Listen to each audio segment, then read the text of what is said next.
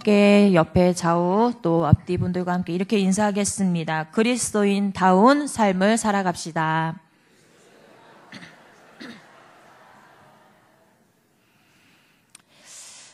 네, 모모다운이라는 이야기들을 우리가 가끔 쓰기도 합니다. 이 모모다운이라는 말은 뭐 자녀다운, 뭐 학생다운, 성도다운, 뭐 목사님다운, 뭐 장로님다운 이럴 때 우리가 이런 말을 쓰는데요. 이 말은 그 사람에 맞는 행동과 인격, 말 등을 모든 면에서 어울린다는 그런 말을 표현할 때 우리가 누구누구다운, 모모다운이라는 말을 사용합니다. 학생은 학생다워야 하겠죠. 또 주부는 주부다워야 되고 엄마는 엄마다운, 또 아빠는 아빠다운, 또 우리가 교회 안에서는 목사님은 목사님다운, 또 장로님은 장로님다운 그런 모습으로 우리가 살아가게 되어 있습니다. 그런데 그렇게 하지 않을 때 우리는 다른 사람들의 눈살을 찌푸리게 하고 원만한 관계를 이루어가지 못할 때도 있습니다. 여러 가지가 다 중요하지만 우리가 꼭 이것만큼은 저버리지 말아야 할 다움이 있습니다. 그것이 바로 우리가 예수 그리스도를 믿는 사람들에게 꼭 필요한 다움이지요. 바로 그리스도인 다움입니다. 본문에서 이 말씀을 1절 27절에서 그리스도의 복음에 합당한 생활이라고 표현하기도 했습니다. 복음을 통해 구원을 받고 그리스도인이 되었다면 우리가 그리스도인다운 생활을 해야 한다라고 말씀하고 있는 것입니다. 그리스도인다운 생활은 무엇을 말하는 것일까요? 첫 번째가 복음의 신앙을 위하여 서로 협력하는 것이라는 것입니다. 초기교회 시대에는 예수를 믿는다는 것은 쉬운 일이 아니었습니다. 자신의 민족 전체가 예수님을 신으로 인정하지 않는 상황에서 민족으로부터 버림을 받을 것을 각오해야만 했습니다. 오직 성령의 능력으로만이 복음이 전파되었고 사람들의 마음에 예수님을 구원자로 받아들일 수가 있었던 것입니다. 바울은 예수님을 전하는 사명을 받아 자신의 생명을 걸고 복음을 전파했고 또 그 복음을 바로 빌립보 교인들은 그 복음을 받아들이고 있습니다. 그러나 지금 바울은 감옥에 갇힌 상태입니다. 자신이 있든 없든 복음의 그 신앙을 위하여서 서로 협력하라고 권면하고 있습니다. 이것이 바로 복음에 합당한 삶이라고 바로 이야기하고 있습니다. 여러분, 우리는 무엇을 가지고 서로 협력하는 성도가 되어져야 할까요? 단순히 친분의 목적이 아닌 바로 하나님의 복음을 위한 협력의 관계가 되어져야 한다는 것입니다. 이것이 바로 우리를 부르신 하나님의 목적이며 또 예수님의 그 십자가를 헛되이 하지 않는 삶이며 바로 이것이 복음에 합당한 삶이라고 말할 수가 있는 것입니다. 사단은 우리를 분열시킵니다. 서로가 마음이 찢어지게 하기 또 나누어지게 하려고 우리를 분열시킵니다. 사단이 역사하는 곳에는 하나가 되지 못하는 모습을 우리가 발견하게 됩니다. 반대로 성령 하나님이 함께 하시는 곳에는 하나 되는 역사가 이루어짐을 발견하게 되겠지요.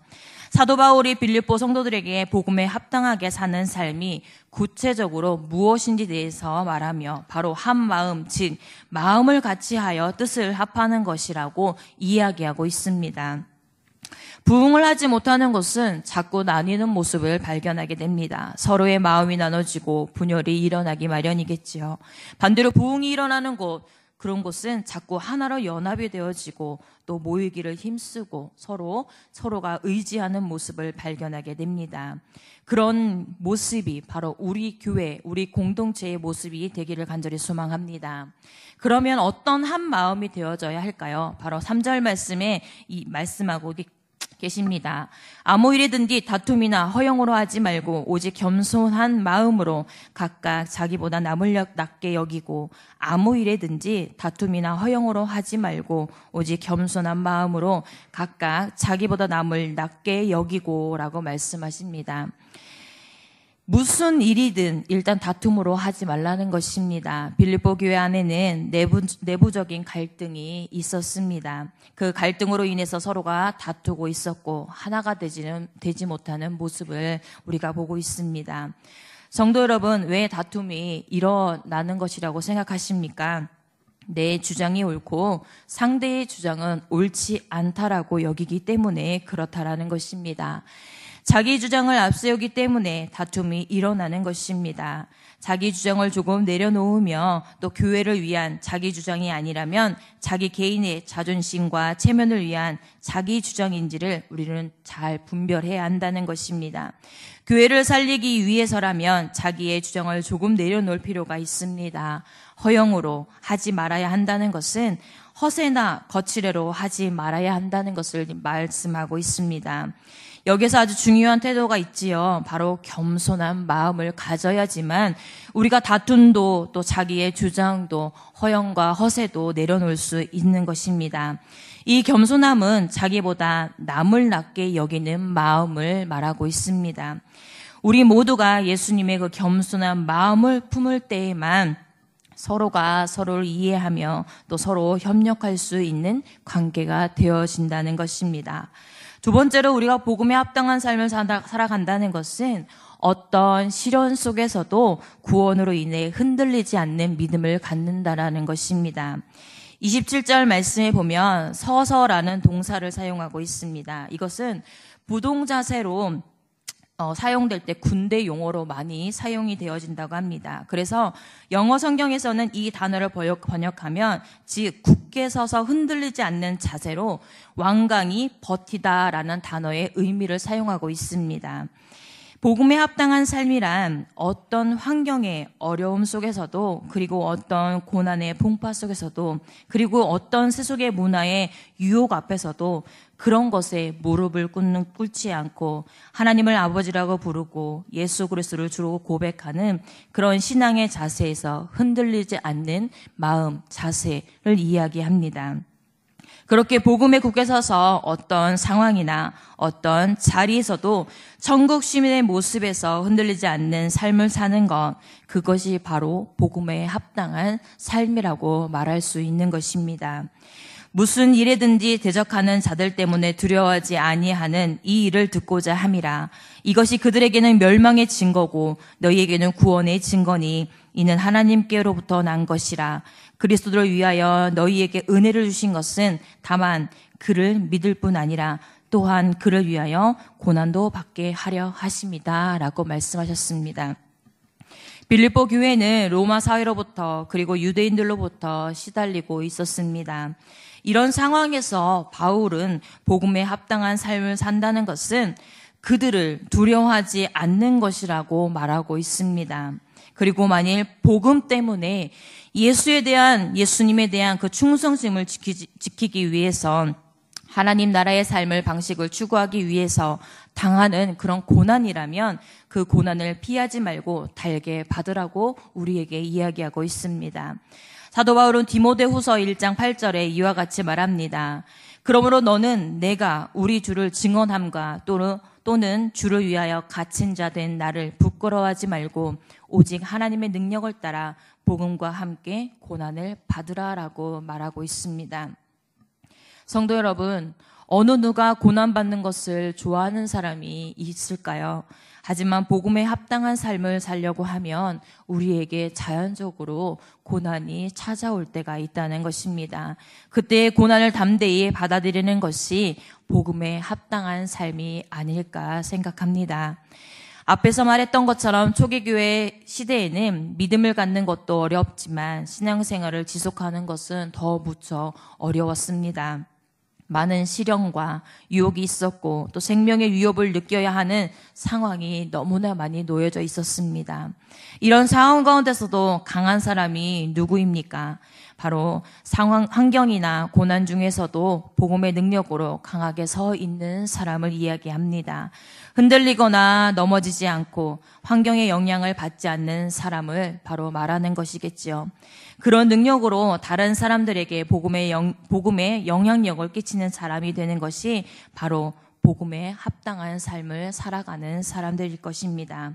그래서 올바른 믿음을 가진 사람들은 가는 곳곳마다 예수님을 증거하게 되고 또 그 환경을 변화시키고 하나님께서 기뻐하시는 환경으로 만들어가는 것이 바로 복음에 합당한 삶을 살아가는 그리스도인다운 삶이 아닐까 합니다. 세상은 변해도 하나님께서 복음으로 주신 예수님과 예수님의 말씀은 절대 변함이 없으십니다.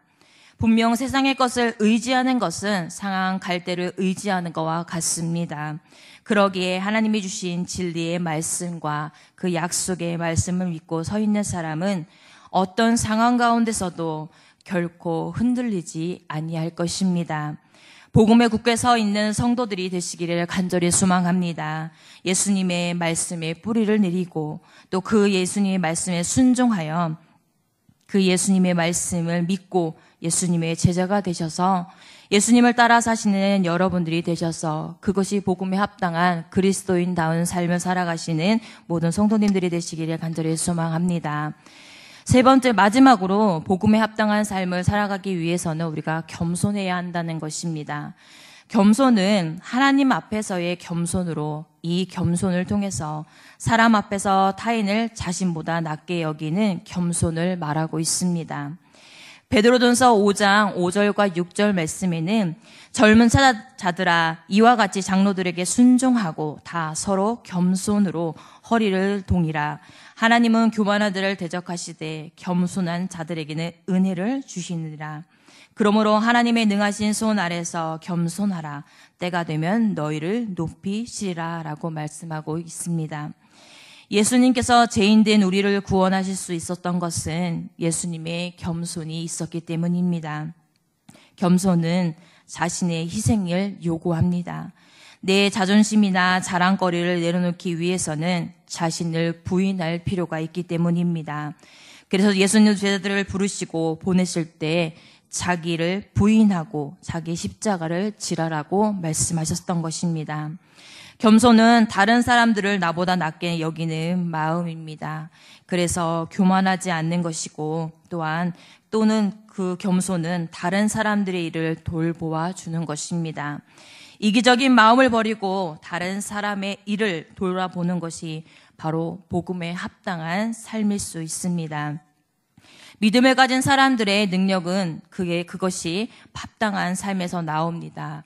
결코 세상적인 기준, 바로 외모, 학벌, 돈 이런 것에 많고 적음에 있지 않습니다.